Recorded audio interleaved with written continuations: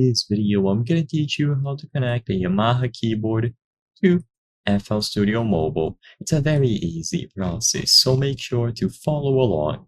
In this video, I'm going to showcase how you can connect any Yamaha keyboard model that you have to your phone. Keep in mind that for this video, I chose to use this one as an example, the PSR E473, but you can use the same general instructions to connect any other model of keyboard, even if it isn't made by Yamaha. For this particular model, you will be using a USB-B to USB-A cable.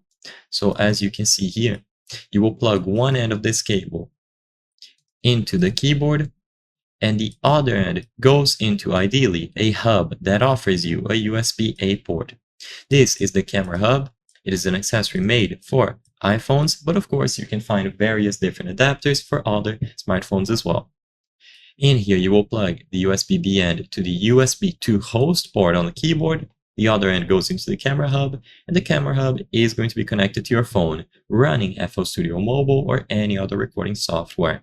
With the connection established like this, the device should be detected by your phone, as long as you use the proper cable and it is powered on.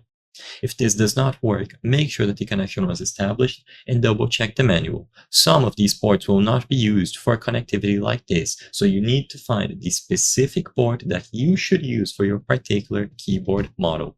On this one, the E473, it is going to be primarily done through the USB-B port labeled USB to host. So I hope I was able to help you. If this video helped you, consider subscribing. As you can see, according to our channel metrics, 83% of the people watching our videos are not subscribed. By subscribing, you can help us make higher quality videos. Thank you for watching, and I'll see you on the next one.